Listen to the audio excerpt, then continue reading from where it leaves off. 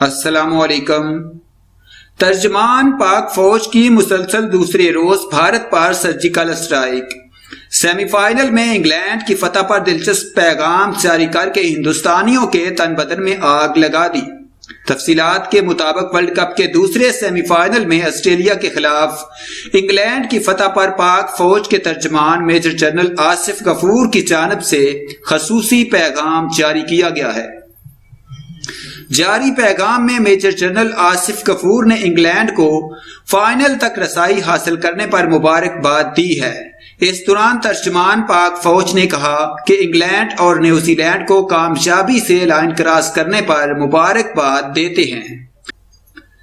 ترجمان پاک فوج کے اس بیان نے گزشتہ روز کی شکست کے غم میں مبتلا ہندوستانیوں کو مزید غصے سے آگ بگولا کر دیا۔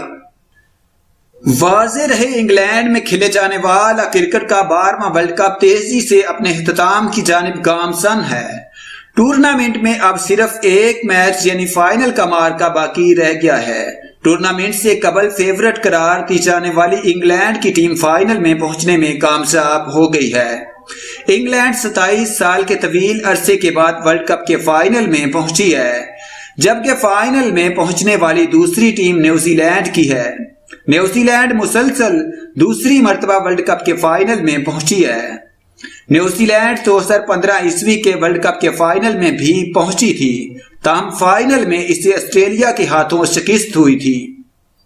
12ویں ورلڈ کپ کے فائنل میں پہنچنے والی دونوں ٹیمیں آج تک ورلڈ کپ جیتنے سے محروم رہی ہیں، لہذا 14 جولائی کو تاریخ بدلے گی اور 23 سال بعد کرکٹ کی چیمپئن ٹیموں میں ایک نئی ٹیم کا اضافہ ہو جائے گا۔